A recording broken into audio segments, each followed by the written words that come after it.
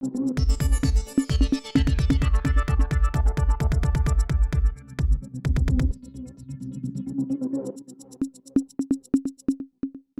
Sir. வணக்கம்.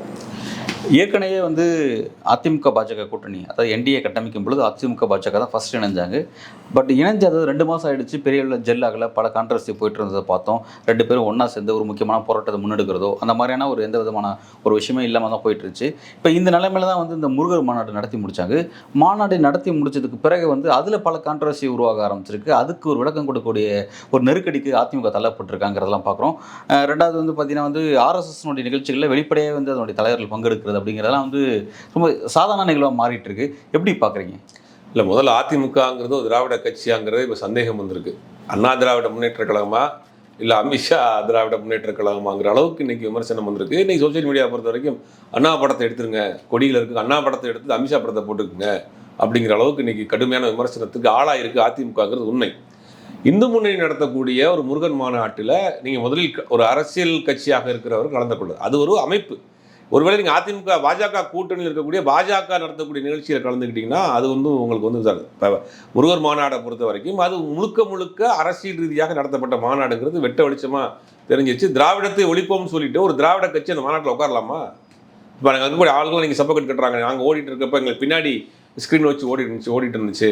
அதனால் பெரியாரை பற்றி அண்ணாவை பற்றி பேசின வீடியோலாம் எங்களுக்கு தெரியல, பார்க்கல, இப்போ தான் நாங்கள் வர்றோம் அப்படின்னு நீங்கள் சொல்லுவீங்களா? நாளைக்கு இதே ஒரு வேளை நீங்கள் கூட்டணி ஆட்சி அமைக்கிறீங்க, பாஜக என்ன செஞ்சாலும் அதுக்கு நீங்கள் முட்டுக்கட்டை போடுவீங்களா? நாளைக்கு பாஜக ஆட்சிக்கு வருது, தமிழ்நாட்டில் பாஜக கூட்டணியில் தேசிய ஜனநாயக கூட்டணி ஆட்சிக்கு வருது. அதனுடைய நோக்கம் என்ன, கொள்கை என்ன? ஆடு கோழி பலியிட தடை, மதமாற்ற சட்டத்திற்கு தடை. நீங்கள் ஒத்துக்குருவீங்களா? கூட்டணி திரும்பத்துக்காக ஒத்துக்கிட்டோன்னு சொல்லுவீங்களா? கூட்டணி திரும்பத்துக்காக ஒத்துக்கிட்டேன்னு சொல்லித்தான் பல சட்டங்களுக்கு நீங்கள் வாக்களிச்சிங்க.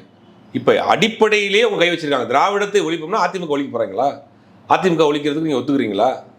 இப்போ இது வலுக்கட்டாயமான ஒரு கூட்டணியாக இருக்குது, ஜெல்லாகாத ஒரு கூட்டணியாக இருக்குது, கொள்கையே முரண்பாடான ஒரு கூட்டணியாக இருக்குது. நாங்கள் கொள்கை வேறு கூட்டணி வேறுன்னு நீங்கள் சொன்னால் கூட உங்களை மேடையில் வைத்துக்கொண்டு உங்களுடைய கொள்கை தலைவராக இருக்கிற அண்ணா விமர்சனம் பண்ணுறீங்க. நீங்கள் கோவப்பட்டு கூட்டணியை வெளியே வந்துருக்க வேண்டாமா? இது மாதிரி தானே ஜெயலலிதா அந்த அம்மையாரை பேசுகிற வெளியே வந்தீங்க.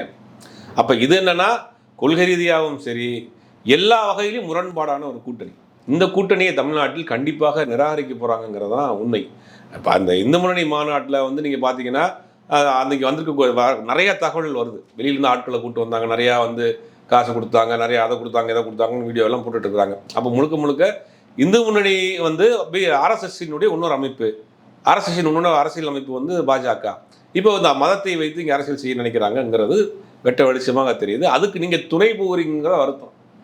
இப்போ நீங்கள் அண்ணா பெரியாரிடமிருந்து வந்தவர், பெரியார் கொள்கையில் வந்தவர், தனியாக கட்சி ஆரம்பிக்கிறப்ப என்ன சொல்கிறாரு, ஒன்றே குலம் ஒருவனே. அவர் பெரியார் கடல் மறுப்பில் இருக்கிறாரு. தேர்தல் அரசியல் வருகிற பொழுது எல்லா நம்பிக்கை உள்ளவர்களையும் அவர் அரவணைத்து போகிறதுக்காக தான் ஒன்றே குலம் ஒருவனே தேவன் அண்ணா சொன்னார். அப்போ எல்லா சமூகத்தையும் அரவணைத்து போகக்கூடிய. ஆனால் பாஜக ஆர்எஸ்எஸ்னுடைய கொள்கை என்ன? ஆர்எஸ்எஸ்ஸின் கொள்கை இப்போ நீங்கள் ஏற்றுக்கிறீங்களா? ஆர்எஸ்எஸ்ஸினுடைய அரசியல் பிரிவு தான் பாஜகங்கிறது பச்சை குழந்தை கூட தெரியும். அப்போ ஆர்எஸ்எஸ்ஸினுடைய கொள்கையை அரசியல் ரீதியாக இம்ப்ளிமெண்ட் பண்ணக்கூடிய ஒரு இயக்கம் தான், ஒரு கட்சி தான் பாஜக. அதோட கூட்டணி வச்சு நீங்கள் கடைசியில் எங்கே போய் நிற்கிறீங்க? ஆர்எஸ்எஸ் மாநாட்டிலே போய் உட்கார ஆரம்பிச்சிட்டிங்க. இப்போ முழுவதுமாக அதிமுக ஒரு திராவிட கட்சிங்கிற ஒரு இடத்த மிஸ் பண்ணிடுச்சு. அண்ணாவினுடைய ஆரம்பிக்கப்பட்ட கட்சியும் அதுக்கு இழந்து நிற்கிது. பாஜகவினுடைய இன்னொரு அங்கமாக அது இருக்குது. அவ்வளோதான் சார். இப்போ ரொம்ப ஒரு முக்கியமான ஒரு விஷயம், இப்போ இந்த கூட்டணி எல்லாருக்கும் தெரியும், அரசியல் தெரிஞ்ச எல்லாருக்குமே தெரியும். ஒரு வலுக்கட்டாயமாக அமைச்ச கூட்டணி அப்படிங்கிறது எல்லாருக்கும் தெரியும். அந்த மேடையில் அமித்ஷா இபிஎஸ் உட்காந்து பொசிஷன் பார்த்தாவே தெரியும், புரிஞ்சுக்க முடியுது. ஆனால் இந்த மாதிரி வெளிப்படையாக ஒரு இந்துக்களுடைய வாக்குகளை ஒரு புள்ளியில் அறுவடை பண்ணணும் அப்படின்ற மாதிரிலாம் தீர்மானத்தை மாநில நிறைவேற்றுறாங்க. இந்துக்களை புறக்கணிக்கக்கூடிய கட்சிகளை புறக்கணிக்கணும் அப்படின்ற மாதிரிலாம் வெளிப்படையாகவே அவங்க என்ன அரசியல் முன்னெடுக்கிறாங்கிறது அப்பட்டமாக தெரிஞ்சிச்சு. இப்படிப்பட்ட எக்ஸ்ட்ரீம் லெவலில் ஒரு மாநாடு இனிஷியேட் பண்ணுறாங்க அப்படின்னா இந்த மாதிரியான மாநாட்டில் கலந்துக்கூடிய நெருக்கடியில் போய் கலந்துக்கிறாங்க. இது அதில் கலந்துக்காமோ எந்த பிரச்சனையும் கிடையாது, அதெல்லாம் கூட்டணி முறிய போகிறது கிடையாது. ஏன் இப்படிலாம் போய் நெருக்கடியில் போய் கலந்துக்கணும்? அது பர்சனல் இன்ட்ரெஸ்ட்டில் போகிறாங்களா அல்லது உண்மையிலே இதுக்கு கூட நெருக்கடி இருக்குது? அந்த நிகழ்ச்சியில் கலந்த கூட நெருக்கடி இருக்கா? அதிமுக தன் தனித்தன்மையை 2016 அந்த அம்மையார் இறந்ததோடு இழந்துருச்சு. முழுவதுமாக அந்த 4 ஆண்டுகளும் பாஜகவினுடைய தயவில் தான் ஆட்சி நடந்துச்சுங்கிறது தெரியும். இப்போ அவர்கள் மீது உள்ள வழக்குகள் கூட்டணியை விட்டு வெளியே வர முடியல, தன்னிச்சையாக செயல்பட முடியாத ஒரு நிலைமைக்கு அதிமுக இருக்குது. வாங்கினா வா, கையெழுத்து போனால் போடு, உட்காருனா உட்காரு, அந்த நிலைமைக்கு தான் இருக்குது. வெளியில் வந்தால் உங்கள் மேல் வழக்கு பாயும் அப்படிங்கிற ஒரு இக்கட்டான நெருக்கடியில் இருக்காங்க. உண்மையை சொல்ல போனால் இந்த அதிமுக நிர்வாகிகளுக்கு மனப்பூர்வமாக மனம் ஒத்து அந்த கூட்டணியில் இல்லை, தலைவர்களும் இல்லை, தொண்டர்களும் இல்லை. வேறு வழி இல்லாமல் வலுக்கட்டாயமாக நடத்திட்டு இருக்காங்க. 2026 தேர்தலுக்கு பிறகு இன்னும் கட்சியை பலகீனப்படுத்தக்கூடிய வேலையை பாஜக செய்யும். எப்படி ஏக்நாத் சிண்டேக்கு நடந்த அதே வேலை இங்கே வந்து தமிழ்நாட்டில் அதிமுக செய்ய போகிறாங்க. அதிமுகவை வந்து இருதுருவ அரசியலாக இருக்கக்கூடிய தமிழ்நாட்டில் பாஜக திமுகங்கிற ஒரு நரேஷன் அங்கே கொண்டு வரணும், செட் பண்ணணும் அப்படிங்கிற வேலையை செய்கிறாங்க. அதுக்கு அதிமுக இன்னைக்கு வந்து பலியாட ஆகி இன்னைக்கு அது வந்து கொஞ்சம் கொஞ்சமாக செதஞ்சிக்கிட்டு இருக்குங்கிறது தான் உண்மையிலேயே வருத்தத்திற்குரிய ஒரு விஷயமா இருக்குது. ஒரு அந்த அம்மையார் இருக்க அந்த அம்மையார் வந்து ஒரு என்ன சொல்கிறது, ஒரு கடவுள் நம்பிக்கையில் மிக தீவிரமான கடவுள் நம்பிக்கையாக உள்ள நபர்களாக இருந்தாலும் கூட மற்றவர்களை உணர்வுகளை மதிக்கக்கூடியவங்க தான். உதாரணத்துக்கு ஆடு கோழி நீங்கள் வந்து பலியிடுவதற்கு தடைன்னு ஒன்று போட்டாங்க, மத மாற்று சட்டத்துக்கு தடைன்னு போட்டாங்க. அந்த தேர்தலில் மிகப்பெரிய ஒரு தோல்வி. உடனே தன்னுடைய ஸ்டாண்டை மாற்றிக்கிட்டாங்கல்ல. இப்போ அன்றைக்கி சங்கராச்சாரியார் வந்து அவர் குறிப்பிட்ட சமூகத்துக்கு ஒரு மிகப்பெரிய ஒரு வாழும் கடவுளாக பார்க்கக்கூடியவர். தீபாவளி அன்னைக்கு அரெஸ்ட் பண்ணாங்களா இல்லையா? அப்போ அவங்க ஸ்டாண்டில் கடைசி வரைக்கும் நம்ம ஸ்டாண்டர்டாக இருந்தாங்க. ரெண்டாவது பாஜகவோடு கூட்டணி இல்லைங்கிறத கடைசி உயிர் மூச்சு அடங்குகிற வரை உறுதியாக இருந்தாங்களே கூட்டணி இல்லைன்னு. இப்போ நீங்கள் அந்த மாதிரி இறந்த பிறகு அந்த கட்சியை கையில் வச்சுருக்கவங்க அதெல்லாம் அவங்க சொன்ன எல்லாத்தையுமே நீங்கள் காற்றுல பறக்க விட்டீங்கல்ல. அப்போ அப்படிங்கும் போது இந்த கட்சி வந்து வேறு பக்கம் போய் ரொம்ப நாள் ஆச்சு. சார் அது புரிஞ்சுக்க முடியுது சார். இப்போ வந்து இந்த 2 மாதத்தில் அந்த கூட்டணி ஜெல்லாகாமல் பயணிக்கிறது, இதே வந்து யாரும் ரசிக்கல அப்படிங்கிறதெல்லாம் பார்த்தோம். மக்கள் கூட பல இடங்களில் வந்து இது வந்து பொருந்தா கூட்டணின்ற மாதிரிலாம் மக்களும் கருத்தை சொன்னாங்க. ஓகே, அது ஒரு பக்கம். ஆனால் வெளிப்படையே இன்றைக்கி பாஜக வந்து தமிழ்நாட்டில் வட மாநிலத்தில் முன்னெடுக்கக்கூடிய அந்த இந்துத்துவ அரசியலை வந்து இங்கே வெளிப்படையாக மேடை அமைச்சு முன்னெடுத்துட்டாங்க.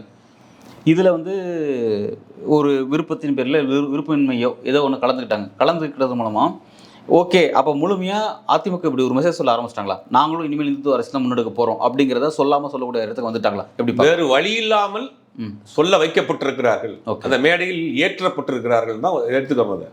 அவர்களை பொறுத்த வரைக்கும் வேலுமணியை பொறுத்தவரை உதாரணம் சார், நான் அதாவது கட்டாயத்தின் பேர் ஏற்றப்பட்டேன், கட்டாயத்தின் பேரில் கூட்டணி உருவானது நான் ஒத்துக்கிறேன். ஆனால் கட்டாயத்தின் பேரில் அந்த நிகழ்ச்சியும் கலந்துக்கணும். அதுவும் என்ன நிகழ்ச்சிங்கிறது XYZ நிகழ்ச்சி சார். இந்த மாதிரி 10 நிகழ்ச்சி நடக்கணும் வைங்களேன், இந்த மாதிரி நிகழ்ச்சியில் கூட கலந்துக்கிறது ஒரு கட்டாயம் இருக்கான்னு நான் கேட்குறேன். கண்டிப்பாக இருக்குது. போன முறை ஆட்சியில் இருக்கிறப்ப பாஜக RSS பாஜகவை சேர்ந்த முக்கிய நபர்களுக்கு செக்ரட்டரியேட்டில் ஒரு ரூமே கொடுத்துட்டாங்க. அந்த ஆட்சியினுடைய முழு வேலையும் அவங்க தான் பண்ணாங்க. அவங்க கொடுக்குற அஜெண்டாவை தான் பாஸ் பண்ணாங்க, அவங்க கொடுக்குற வேலையை தான் செஞ்சாங்க. உதாரணத்துக்கு இந்த CAA தீர்மானத்திற்கு தமிழ்நாடு முழுவதும் பெரிய ஆர்ப்பாட்டம் போராட்டம் நடக்குது. போராட்டத்தில் கலந்துக்கிட்ட எல்லாரையும் கைது பண்ணாங்க. சும்மா கூட்டு இருந்தா இப்போ காலேஜ் படிக்கிற பசங்களாம் கூட முதல்ல வழக்கு போட்டாங்க. இது போன்ற சுவாரஸ்யமான செய்திகளை தெரிந்து கொள்ள நம்ம சேனலை மறக்காம சப்ஸ்கிரைப் பண்ணிக்கோங்க. திமுக ஆட்சிக்கு வந்து என்ன சொன்னாங்கன்னா, நாங்கள் ஆட்சிக்கு வந்து அந்த வழக்குகள் ரத்து பண்ணாங்க. அப்போ ஒரு ஊர்வலம் நடத்துகிறாங்க. ஊர்வலம் நடத்தி எல்லா அமைப்புகளையும் சேர்ந்தவங்களும் போய் கேட்குறாங்க, எடப்பாடி பழனிசாமிகிட்ட நீங்கள் வந்து சட்டமன்றத்தில் ஒரு கட்டண தீர்மானம் நிறைவேற்றுங்க அப்படின்னு கேட்குறாங்க. எதுக்கு CAAக்கு எதிராக. அவர் சரின்னு சொல்லிட்டாரு முதல் நாள். அடுத்த நாளுக்கு வந்து ராஜா வந்து ஒரு அறிக்கை கொடுத்தாரு. மேலே வந்து ஆதரித்து ஓட்டு போட்டுட்டு இங்கே எப்படி நீங்கள் தீர்மானம் நிறைவேற்றுவீங்களா பார்க்கலாமான்னு சேலஞ்ச் பண்ணுறாரு. உடனே அந்த இதில் பேக் அடிச்சார் எடப்பாடி பழனிசாமி. இதெல்லாம் நடந்த சம்பவங்கள் தான்.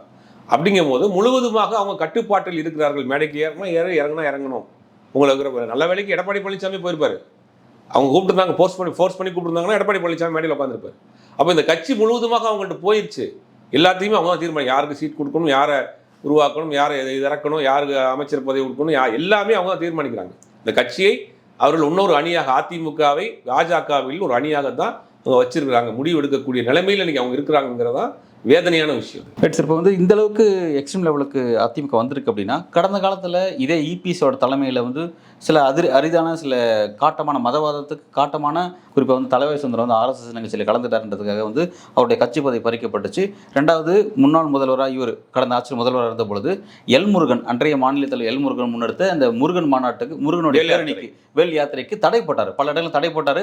கைதி ஆக்டிவிட்டீஸ்லாம் செஞ்சார். அவ்வளோ தீவிரமாக தன்னை ஒரு மதவாதத்துக்கு எதிராக தன்னை காமிச்சிட்டாரு. இன்னைக்கு ஏன் இந்த அளவுக்கு போய் கலந்துருக்கிறாரு, இதோட ஜெல்லா இருக்கிற 2 விஷயத்தை நம்ம பார்க்கணும். அதாவது வந்து என்னன்னா, அன்னைக்கு தலவாய் சுந்தரத்தை பொறுத்த வரைக்கும் கன்னியாகுமரி மாவட்டத்தை சேர்ந்தவர். கன்னியாகுமரியில் வந்து 2 அரசியல் தான், பாஜகவை சார்ந்த அரசியல், பாஜக எதிரான அரசியல். பாஜக எதிரான அரசியலை அங்கே செய்ய முடியாது. அங்கே ஒரு குறிப்பிட்ட ஆட்கள் வந்து பாஜகவுக்கு ஆதரவான அரசியல் தான் செய்கிறாங்க. பாஜக ஸ்ட்ராங் இருக்குது. அப்போ பாஜக ஆதரவு கொஞ்சம் வலுவாக இருக்கிறதுனால அதை சார்ந்து இருக்குன்னு நினைக்கிறாரு. அதனால் தலவாய் சுந்தரம் தன்னிச்சையாக நாளைக்கு தேர்தல் நடக்கிறப்ப அந்த வாக்குகள் நமக்கு வரும் அப்படிங்கிற ஒரு சப்போர்ட்டில் இறங்குறாரு. அதை வந்து கண்டிக்கிறார். அது விமர்சனமான பிறகு தான் கண்டிக்கிறார். எப்படி நீங்கள் வந்து பாஜக RSSனுடைய நிகழ்ச்சியில் வந்து அதிமுக முன்னாள் அமைச்சர் இன்னைக்கும் அவர் சட்டமன்ற உறுப்பினர் இருக்காரு, போய் கலந்துக்கிட்டாருன்னு ஒரு விமர்சனம் வந்தோடனே ஒரு 4 வாசிக்கு அவரை வந்து சஸ்பெண்ட் பண்ணப்பட்டு திருப்பி சேர்த்துட்டாங்க. அது விமர்சனமான பிறகு செஞ்சார். அன்னைக்கு அந்த வேல் யாத்திரைக்கு பல இடங்களில் தடை போட்டாங்கன்னா அதை எதிர்த்து பல பேர் கோர்ட்டுக்கு போனாங்க. வேல் யாத்திரை நடக்கிற பல அசம்பாவித சம்பவங்கள் நடக்கும் அப்படிங்கிறதுனால வேறு வழி இல்லாமல் போட்டார். ஒன்று அவர் தன்னிச்சையாக இல்லை. இப்போ அதிமுக ஒட்டுமொத்தமாக திமுக ரெண்டும் பிரிஞ்ச பிறகு அதிமுகவில் இருக்கக்கூடியவர் கொஞ்சம் கடவுள் நம்பிக்கை உள்ளவர்கள், பக்தி இந்த மாதிரியான விஷயங்கள நாட்டமில் உள்ள இருப்பாங்க.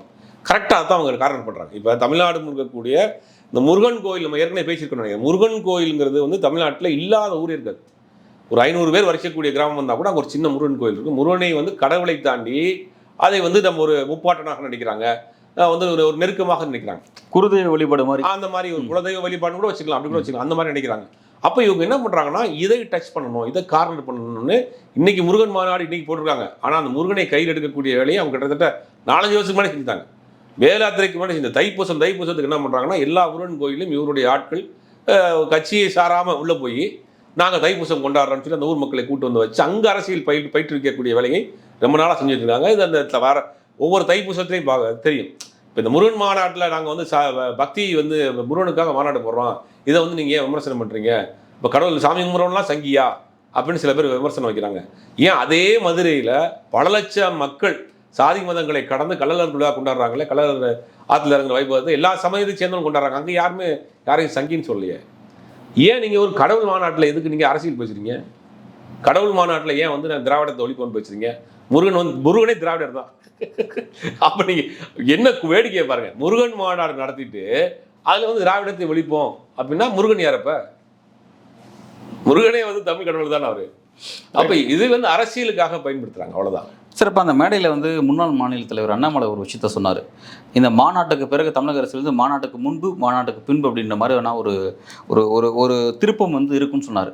இப்போ உண்மையிலே அதை நோக்கி அதை நகர்ந்துருச்சாங்க. நீங்கள் இது எப்படி? கண்டிப்பாக மதத்தை வைத்து தமிழ்நாட்டில் அரசியல் பண்ணால் எடுபடாது அப்படிங்கிறது நல்லா தெரியும். ஏன்னா கடந்த 10 வருஷமாக அவங்க மதத்தை வைத்து தமிழ்நாட்டில் அரசியல் பண்ணுறாங்க, பண்ணிட்டு இருக்கிறாங்க. என்ன அவங்க வளர்ந்துட்டாங்க, என்ன முன்னேறிடுச்சு? சார், நீங்கள் நம்பிக்கையின் அடிப்படையில் நீங்கள் பார்க்குறீங்களா அல்லது ஃபேக்சுவலாக பார்க்குறீங்களா? ஒரு கேள்வி இருக்குது. ஏன்னா வந்து திமுக ஆதரிக்கின்றது அந்த அந்த நம்பிக்கையில் பல பேருக்கு வந்து அந்த பாஜக குறைச்சி அண்டர் எஸ்டிமேட் பண்ணக்கூடிய தவறுகள் பலரும் பண்ணுறாங்க. அவங்க வந்து கிராஜுவலாக வளர்ச்சி அடையணும். அதுவும் அண்ணாமலை பீரியடில் வந்து தனிப்பட்ட முறையில் அவர் கிடைச்ச ஒரு பப்ளிசிட்டியாக இருக்கட்டும், அல்லது பல இடங்களில் அவங்க முன்னெடுத்த சில விஷயங்கள் மதவாத விஷயங்கள் இருக்கட்டும், ஏதோ ஒரு வகையில் அதுக்கு ஒரு பாசிட்டிவ் சென்ஸ் கிடைக்க தான் செய்யுது. ஆனால் அந்த வளர்ச்சிங்கிறது இப்போ இல்லாட்டி கூட தொலைதூரத்தில் பாசிபிள் இருக்குன்னு சொல்கிறாங்களே சார், நீங்கள் அதை மறுக்கிறீங்களா? ஒரு சிறு வளர்ச்சி இருந்திருக்கு. அது பெரிய முயற்சிங்க. நீங்க வந்து ஒரு மத்தியில வலுவா இருக்கக்கூடிய ஒரு கட்சி இன்னைக்கு பல வேலைகளை சேர்ந்து ஒரு சிறு அளவு கூட வளர்ச்சி அடையலைன்னா அது என்னத்த கருப்பத்துக்கு அதை போட்டு இழுத்துக்கு ஓட்டிட்டு இருக்கணும். இன்னைக்கு மத்திய அமைச்சர் வந்து பல முறை வந்துட்டு போறாரு, உள்துறை அமைச்சர் வந்துட்டு போறாரு, பிரதமர் வந்து ரோட் ஷோ பண்றாரு. அவங்க ஃபுல் ஃபோக்கஸ் இங்கே பண்றாங்க. ஒரு சேலஞ்சை எடுத்துக்கிட்டு கடந்த 10 வருஷம் போராடிக்கிட்டு இருக்காங்க. அதிமுக ஒரு பெரிய கட்சி கூட்டணி வச்சிருக்காங்க. கூட்டணிலாம் ஒரு தொகுதியில் கூட அவங்க ஜெயிக்க முடியல. நாடாளுமன்ற தேர்தலில் நாடாளுமன்றத்திற்கு நேரடியாக தமிழ்நாட்டிலிருந்து பாஜகவுக்கு ஓட்டுப்படக்கூடிய ஒரு தேர்தல். ஏன் அவங்க ஒரு தொகுதியில் கூட ஜெயிக்கல? அவர்கள் அடிக்கடி வெற்றி பெறக்கூடிய கன்னியாகுமரி தோற்று போயிருக்கிறாங்க, கோயம்புத்தூரில் அவங்க தோற்று போயிருக்கிறாங்க. அப்புறம் எங்கே வளர்ச்சி அடைஞ்சிருக்கு? தடித்து நின்றா பாஜக வளர்ச்சி அடையலை. வெற்றி வாய்ப்பை எட்டக்கூடிய அளவுக்கு அவர்கள் வளரவில்லை. ஆனால் வளர்வதற்கான முயற்சிகளை எடுக்கிறார்கள் உண்மைதான். ஆனால் அதுக்கு ஒருபடி வளர்ந்துருக்கிறாங்கிறது உண்மைதான். பழைய பாஜகவுக்கும் இந்த உள்ள பாஜகவும் வளர்ச்சி அடைஞ்சிருக்கு. ஆனால் அதற்காக அவங்க போட்ட எஃபெக்ட் மிகப்பெரிய எஃபெக்ட். பிரதமர் இங்கே 2-3 முறை வந்துட்டு போறாரு, உள்துறை அமைச்சர் வந்துட்டு போறாரு, பல அமைச்சர்கள் வந்துட்டு போறாங்க, பல வேலைகளை செய்கிறாங்க. செஞ்சும் கூட அவர் எட்டிய உயரத்தை அடைய முடியல. அதிமுகங்கிற ஒரு எட்டிய உயரத்தை நினைச்ச உயரத்தை அடைய முடியலன்னு சொல்றீங்க. இப்போ முடியாம இருக்கலாம், தொலைதூரத்திலே பாசிபிள் இல்லைன்னு நீங்க நம்புறீங்களா? தமிழ்நாட்டில் அந்த நீங்க வேறு கோணத்தில் பார்த்தாலும் சரி, தமிழ்நாட்டில் அந்த அரசியலை விரும்ப மாட்டாங்க. முருகன் மாநாட்டில் மதுரையில் இருக்க யாருமே கலந்துக்கலையே. ஏன் கலந்துக்கல? வெளியூர்லேருந்து ஆட்களை கூட்டு வந்து குவாட்டரும் கோழி பிரியாணி கொடுத்து வந்து வீடியோலாம் பார்த்தீங்களா? நீங்கள் வெளியிலேருந்து ஆட்களை கூட்டு வந்தோன்னா ஃபேக்சுவல் என்ன சொல்கிறாங்க அப்படின்னா, அந்த பகுதியில் சுற்றி இருந்த பகுதியில் வந்து டாஸ்மாகோட வருமானத்தை முந்தைய வருமானத்தை இப்போ வருமானத்தை கேல்குலேஷன் பண்ணி பார்த்தா பெரிய வித்தியாசம் எதுவும் இல்லை, இயல்பாக தான் இருக்குது. ஒரு பொதுவாக வந்து இந்த மாதிரி ஒரு அரசியல் நிகழ்ச்சி நடந்தது அப்படின்னா அந்த சுற்றி இருக்கக்கூடிய கடைகளை பார்த்தீங்கன்னா வருமானம் பல மடங்கு குடிக்கும். அன்றைக்கி அது முதல் நாளில் குடிக்கும். ஆனால் இங்கே அந்த மாதிரி எந்த இதுவும் வேறு அவங்க வெளியூர் ஆட்கள் அந்த பக்கத்தில் எப்படி குடிப்பாங்க? இப்போ நீங்கள் உதாரணத்துக்கு மதுரையில் மாநாடு நடக்குது, ஒருத்தர் தேனிலேருந்து கூட்டு வந்திருக்கீங்க, அவன் தேனியில் போய் குடிப்பான். எதுக்கு மதுரையில் குடிக்க போகிறா? மாநாடு முடிச்சு ஊரில் சிவகங்கை கூட்டு வந்திருக்கீங்க, சிவகங்கையில் போய் குடிப்பான். அப்போ சுற்றி இருக்க பக்கத்தில் வியாபாரம் இருந்து அந்த டேட்டாவை எடுக்கணுங்க. அன்றைக்கி மாநாடு நடந்த அன்னைக்கு மதுரையை சுற்றி இருக்க கிராமங்களில் டாஸ்மார்க்கில் எவ்வளோ நடந்திருக்கு? சார், ஓகே சார், இந்த டாஸ்மார்க் இதெல்லாம்ங்கிற செகண்டரி சார். நம்ம சீரியஸான விஷயத்தை ஃபோக்கஸ் பண்ண நினைக்கிறேன். மதவாத அரசியல் தமிழ்நாட்டில் இதன் மூலமாக எந்த அளவுக்கு வேறு ஒன்று ஆரம்பிச்சிருக்கு. இப்போ கை கொடுக்காட்டு தொலைதூரத்திலே கை கொடுக்காதுன்ற நம்பிக்கை எதன் அடிப்படையில் நீங்கள் நம்புறீங்க? அவங்க வந்து கால் பதிப்பதற்கான முழு வேலையை செய்திருக்கிறார்கள். அதற்காக ஒரு படி வளர்ந்துருக்கிறார்கள் என்று உண்மைதான். ஆனால் தொலைதூரமாக இருக்கும். அது இப்போ நீங்கள் 2026 தேர்தலில் அதுக்கான வாய்ப்பு இல்லை. 2031 தேர்தலில் அவர்கள் வளர்ச்சியை நோக்கி போவாங்க. அதுக்கு உண்டான எல்லா வேலையும் செய்வாங்க. ஒரு விஷயத்தை நீங்கள் திரும்ப திரும்ப செஞ்சுக்கிட்டே இருக்கிறப்ப டக்குன்னு யோசிக்க தோணிடும்ல. எஸ், அதை தான் பேசணும். ஆமாம், அதை செய்கிறாங்கன்ற. ஓகே. நீங்கள் வந்து இப்போ நம்ம கூட வந்து நிறைய நண்பர்கள் இருக்கிறாங்க, அதை வாட்ஸ்அப்பில் ஏதாவது ஒன்று அனுப்புகிறாங்க. ஆனால் அதுக்கு பின்னாடி ஒரு அரசியல் இருக்குங்கிறது அவங்க எக்ஸ்பிளைன் பண்ண முடியல நமக்கு. அவங்க வந்து அதை நான் ஏற்கனவே சொன்ன மாதிரி அந்த தைப்பூச விஷயம்தான். இப்போ தைப்பூசத்துக்கு அங்கே போகிறாங்க, கோயில் விஷயத்துக்கு போவோம்ப்பா, கும்பிட போகிறோம், சாமி கும்பிட போகிறோன்னு போகிறாங்க. அங்கே வச்சு அவங்க வந்து ஒரு பில்ட் பண்ணுறாங்க ஒரு விஷயத்தை. அவங்களுக்கு வந்து நைஸாக வந்து அப்படி உள்ளே கொண்டு வர்றாங்க. பார்த்தீங்களா, அவங்களாம் ஒன்றா சேர்ந்துருக்காங்க, அவங்க ஓட்டு போகிறதெல்லாம் வந்து அங்கே மசூதியில் முடிவு பண்ணுறாங்க, அவங்க ஓட்டு போகிறதா சர்ச்சில் முடிவு பண்ணுறாங்க, நம்ம ஏன் கோயிலில் முடிவு பண்ண கூடாது அப்படின்னு அங்கே ஒரு பிரெயின் வாஷ் ஓகே நடக்கிறப்ப என்னன்னா அது கொஞ்சம் கொஞ்சமாக யோசிக்க தோணும். ஆமாம், இல்லை அப்படி இருக்குமோ, ஒரு பொய்யை திரும்ப திரும்ப திரும்ப திரும்ப சொல்கிறப்ப, இப்போ உதாரணத்துக்கு அந்த மாதிரி ஜெயலலிதா இருக்கிறப்ப வாணியம்பாடியில் வடிவேலுன்னு ஒருத்தர் பாட்டி ஜெயிக்க வைக்கிறாங்க. முஸ்லீம்கள் அதிகம் இருக்க ஒரு தொழில் வடிவேலும் ஜெயிக்க வைக்கிறாங்க. திமுகவில் செஞ்சியில் ஒரு மஸ்தான் ஒருத்தர் இஸ்லாமியர் ஜெயிக்க வைக்கிறாங்க. இதுதான் திராவிட கட்சி. அப்போ தமிழ்நாட்டில் வந்து மதம் பார்த்து ஓட்டு போடலை, ஜாதி பார்த்து ஓட்டு போடலைங்கிற ஃபேக்ட் ஒன்றும் இருக்குங்கிறது சொல்கிறேன். ஓகே, அது இருக்குது சார். ஆனால் இப்போ அதை டிஸ்டர்ப் பண்ணக்கூடிய பேட்டர்ன் அவங்க ஆரம்பிச்சிருக்காங்கிறத நம்ம பேச வேண்டியதாக இருக்குது. இப்போ என்ன சொல்ல வரோன்னா, இப்போ இந்த இடத்த பொறுத்த வரைக்கும் இப்போ வெளிப்படையாக ஒரு அரசியலை முன்னெடுக்கிறாங்கிறத வச்சுக்கலாம்.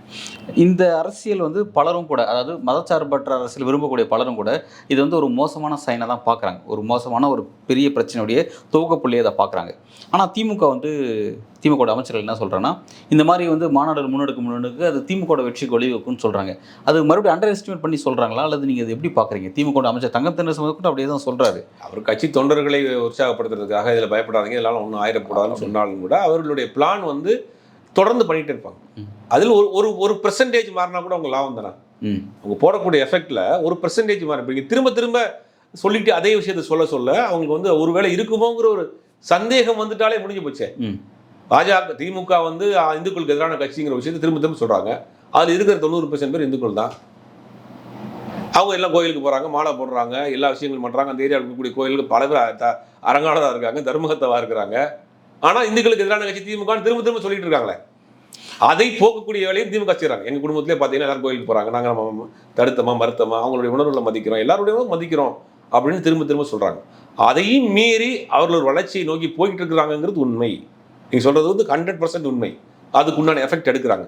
அது நீங்கள் சென்டிமெண்ட்டாக குறிப்பாக அவங்க காலி பண்ணுறதுன்னா பெண்களை தான் டார்கெட் பண்ணுறாங்க. பெண்களை வந்து சாமியை சொல்லி, அந்த சாமியின் நம்பிக்கையை சொல்லி, அந்த நம்பிக்கையில் இல்லாதவங்க பார்த்தீங்களா திமுக, அந்த நம்பிக்கையெல்லாம் வந்து வேற மதிக்காதவங்க பார்த்தீங்களா தீபாவளிக்கு உங்களுக்கு வாழ்த்து சொல்கிறாங்களா அப்படிங்கிற விஷயத்தை கார்னர் பண்ணி ஒரு விஷயத்தையும் நான் உங்கள்கிட்ட தொடர்ந்து பேசிக்கிட்டே இருந்தேன்னு வச்சுங்களேன், டக்குன்னு நீங்கள் ஒரு ஸ்டேஜில் மாறிடுவீங்க.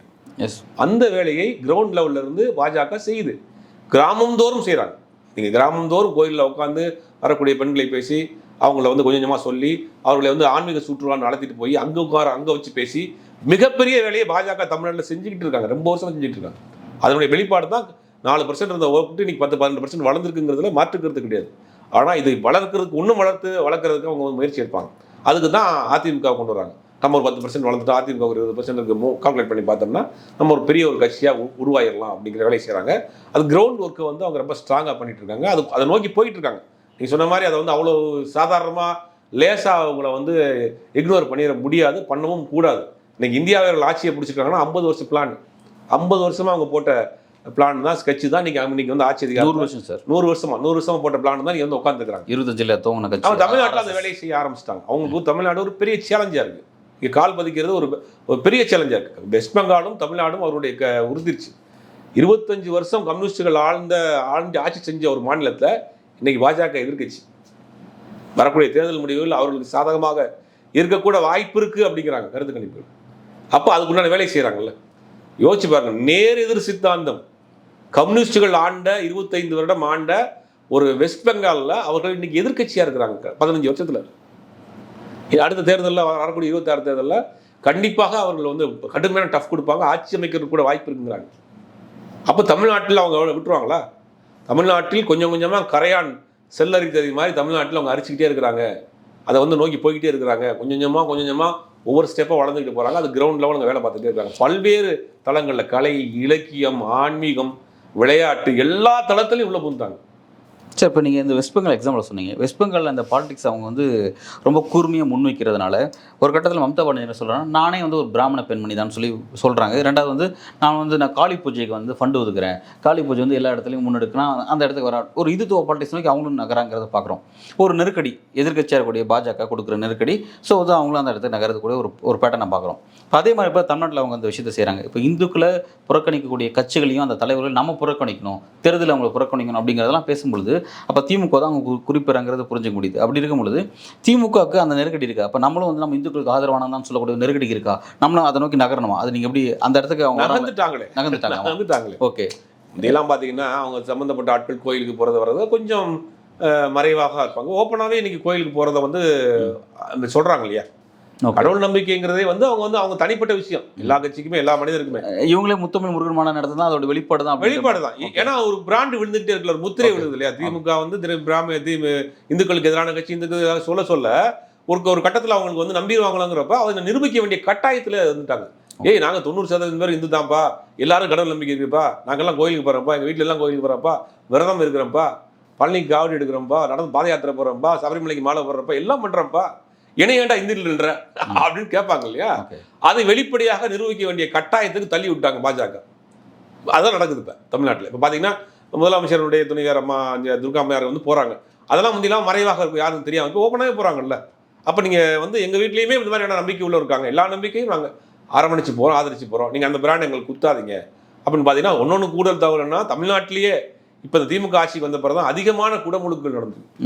கோயில் குடமுழுக்குகள் அதிகமாக நடந்தது. அதிகமான கோயில் சொத்துக்களை மீட்டது திமுக ஆட்சியில் தான். ஆனால் திரும்ப திமுக வந்து இந்துக்களுக்கு எதிரான கட்சின்னு சொல்லிட்டே இருப்பாங்க. சரி, ரைட்ஸ், ஓகே, அந்த விஷயத்த சொல்கிறாங்க, கவனிக்கிறேன். இப்போ இன்னொரு விஷயம் என்னென்னா, இப்போ இந்த அளவுக்கு வந்து பாஜக வந்து ஒரு பண்பாட்டு ரீதியான ஒரு அரசியலை முன்னெடுக்கிறாங்க, கலாச்சார ரீதியான அரசியலை. டைரெக்டாக ஆர்எஸ்எஸ் அதை டைரெக்டாக வந்து பாஜக பேரில் செய்யாமல் இந்து முன்னணி, அந்த முன்னணி நிறைய அமைப்புகள் வச்சுருக்காங்க, அதை வச்சு செய்கிறாங்க. ஓகே, ப்ராக்ஸி அமைப்புகளை வச்சு ஒர்க் பண்ணுறாங்க. இப்போ அதுக்கு எதிராக வந்து திமுகங்கிறது வந்து ஒரு அரசியல் ரீதியான ஒரு எதிர் துருவம் கொண்ட கட்சி மட்டும் கிடையாது, ஒரு சித்தாந்தம் பேசக்கூடிய எதிர் துருவம் கொண்ட கட்சி பாஜகவுக்கு சொல்கிறேன். அப்படி இருக்கும்பொழுது இப்போ இவங்களுடைய கலாச்சார பிரிவு, இவங்களுடைய பண்பாட்டு பிரிவுன்னு சொல்லி சில திராவிட சித்தாந்தம் பேசக்கூடிய சின்ன அமைப்புகள் இருக்குது. அவங்களுடைய பொலிட்டிக்கல் ஆக்டிவிட்டிலாம் அவங்க கிரவுண்டில் அது எதுவும் இல்லைன்னு சொல்லி பரவலாக பேசப்படுது. குறிப்பாக வந்து திராவிட கழகம், கி வீரமணி போன்றவர்கள் வந்து 4 ஆண்டுகளில் பெரிய ஒரு போராட்டத்தை முன்னெடுக்கல, ரொம்ப சைலண்டாக இருக்காங்க அப்படின்ற மாதிரி அவங்க மீது சில விமர்சனம்லாம் முன்வைக்கிறாங்க. நீங்கள் அந்த விமர்சனத்தை எப்படி பார்க்குறீங்க? 100% உண்மை. பெரியாரையும் அண்ணாவையும் கலைஞரையும் இன்றைய தலைமுறைக்கு கொண்டு போய் சேர்க்க தவறி விட்டார்கள் இவர்கள். உண்மைதான். அதனால தான் நடிகர் பின்னாடி போயிட்டு இருக்கான், அவருடைய சினிமா கவர்ச்சி பின்னாடி போயிட்டு இருக்கான். தமிழ்நாட்டின் இவ்வளோ உரிமைகளை வாங்கி கொடுத்தவர் கலைஞர்.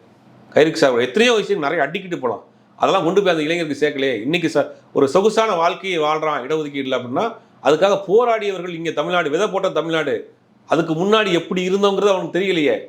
2ஆம் தலைமுறை 3ஆம் தலைமுறைக்கு அவங்க தாத்தா பாட்டி பட்ட கஷ்டத்தை அவனுக்கு புரிய வைக்கலையே.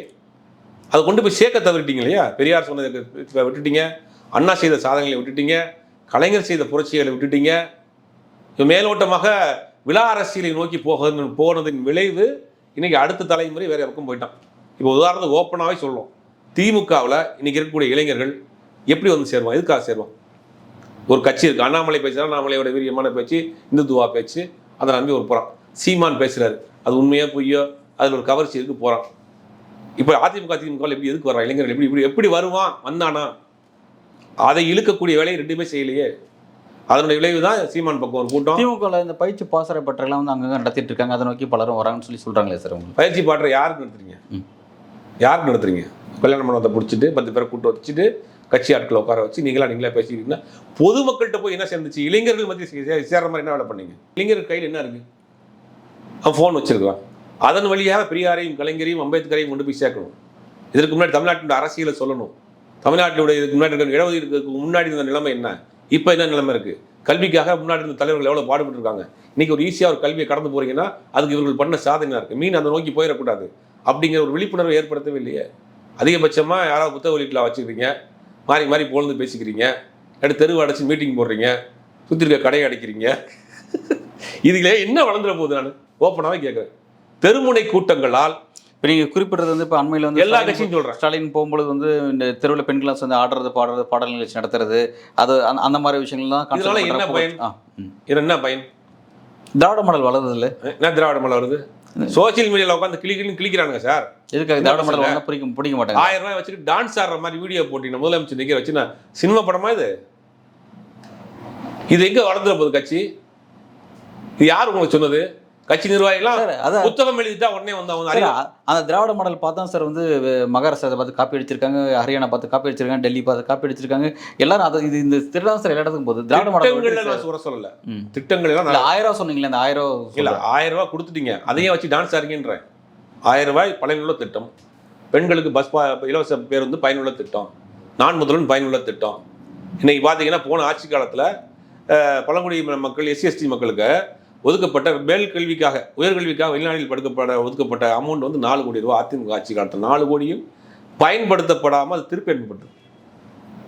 4 கோடி வந்து அந்த தலித் இளைஞர்களுடைய மேல் படிப்பிற்காக வெளிநாட்டில் படிக்கிற ஹையர் எஜுகேஷன் வெளிநாட்டில் படிக்கிறதுக்காக ஒதுக்கப்பட்ட ஸ்காலர்ஷிப் ஃபண்டு 4 கோடி ரூபா அதை பயன்படுத்தப்பட்டாமல் திருப்பி அனுப்பிச்சு. இன்னைக்கு அது கிட்டத்தட்ட 160 பேர் அந்த ஸ்காலர்ஷிப்பில் வெளிநாடுகளில் உயர்கல்வி படுத்திட்டு இருக்காங்க. தமிழ்நாட்டினுடைய ஸ்காலர்ஷிப் இதெல்லாம் இந்த விஷயத்தெல்லாம் நீங்கள் கொண்டு போய் சேர்த்துருக்கீங்களா? போய் சேர்த்துருக்கீங்களா? புத்தக வெளியீட்டில் வச்சா போதுமா? டான்ஸ் ஆடினா போதுமா? 1000 வச்சு பாட்டு பாடினா போதுமா? தெருவு மறைச்சு மீட்டிங் போட்டால் போதுமா? இல்லை மண்டபத்தில் பிறந்தநாள் விழா கொண்டாடினா போதுமா? உங்கள் திட்டங்களே ஒன்று கொண்டு போய் சேர்க்கல நீங்கள் சார். 160 பேர் படிக்கிறார் சார் வெளிநாட்டில், தமிழ்நாட்டு அரசோட ஸ்காலர்ஷிப்பில். எத்தனை பேருக்கு இது போய் சேர்ந்துருக்கு? எத்தனை பேர் போய் சொல்லியிருக்கீங்க? சாதாரண விஷயம் கிடையாது, அதெல்லாம் பெரிய ஒரு புரட்சி. 160 தலித் மாணவர்கள் வந்து உயர்கல்வி படிப்பதற்காக தமிழ்நாடு அரசினுடைய ஸ்காலர்ஷிப்பில் படிச்சுக்கிட்டு இருக்காங்க. இதை நீங்கள் பேசணும் பேசலையா? புத்தக வெளியீட்டில் வச்சா போதுமா? பாராட்டு விழா வச்சா போதுமா? இதை கொண்டு போய் சேர்த்துருக்கீங்களா? எத்தனை பேருக்கு தெரியுது? சிந்தனை செல்வன் எம்எல்ஏ வந்து சட்டமன்றத்தில் பேசுறாரு ஆதாரத்தோட. போன ஆட்சி 4 கோடி ரூபா ஒதுக்கியிருக்காங்க, இந்த ஆட்சியில் 160 பேர் படிச்சுட்டு இருக்காங்க, இவ்வளோ சாதனைகள் இந்த ஆட்சி செஞ்சுக்கிட்டு இருக்குன்னு. இதை கொண்டு போய் சேர்த்துருக்கீங்களா நீங்கள்? 4 திட்டத்தில் தேடி பசங்களை தேர்ந்தெடுத்து அவங்கள கொண்டு போய் அவ்வளோ விஷயங்கள் பண்ணுறாங்க. ஆனால் இந்த திட்டங்கள்லாம் சார் வந்து வரக்கூடிய நாட்களில் வரக்கூடிய 26 தேர்தலில் திமுக திரும்ப வெற்றி தேடி கொடுக்குன்னு நம்பிட்டு இருக்காங்க. அதை தான் ஃபோக்கஸ் பண்ணுறேன்னு சொல்கிறாங்க. நீங்கள் அந்த திட்டத்தை பெரிய கொண்டு போய் சேர்க்கல நீங்கள் விமர்சனம் பண்ணுறீங்களே சார். திட்டம் பயனடைந்தவனுக்கு அந்த பயனுடைய யார் பயனாளின்றதே தெரியாமல் போச்சு. இந்த திட்டத்தால் பயனடைந்தவனுக்கு இதை கவர்மெண்ட் தான் செய்யுதுங்கிறது தெரியலையே. அதான சிக்கல். இப்போ பஸ்ஸில் போகிற பஸ் யார் இந்த கவர்மெண்ட் கொடுத்துருக்கு, எவ்வளோ சிக்கலில் கொடுத்துருக்கு, எவ்வளோ பொருளாதார கஷ்டத்தில் கொடுத்துருக்கு அப்படிங்கிறத சொல்லணுமா இல்லையா? சொல்கிறாங்களே தான், நீங்கள் ஓசியில் போகிறீங்களே, அதை நாங்கள் செஞ்சு தான் அதனால ஓசியில் போகிறீங்கன்னு சொல்லி அது அமைச்சர்கள் சில பேர் வந்து ஏதாவது ஒரு போகிற போக்கில் பேசி அதில் ட்ரோலில் மாட்டி கடைசியில் பதவி வரைக்கும் போயிடுது. அதை விட்டுருங்க. ஒரு மாநில அரசாங்கம் மத்திய அரசினுடைய நிதி நெருக்கடினால மாநில அரசின் வருவாயை வைத்துக்கொண்டு இன்னைக்கு இலவசம் கூட வேணாம், விடியல் பயன்னு சொல்லலாம், அந்த மாதிரியான ஒரு விஷயத்தை அரசாங்கம் செஞ்சுக்கிட்டு இருக்கு. கீழ்நிலையில் மக்கள் இருக்கக்கூடிய மக்களை தூக்கி விடுவதற்காக பல திட்டங்களை இந்த அரசாங்கம் செஞ்சுக்கிட்டு இருக்கு. இவ்வளோ சிக்கலுக்கு மத்தியில் நாங்கள் செஞ்சுக்கிட்டு இருக்கோங்கிறத சொல்லணுமா இல்லையா? எங்க சொல்றீங்க?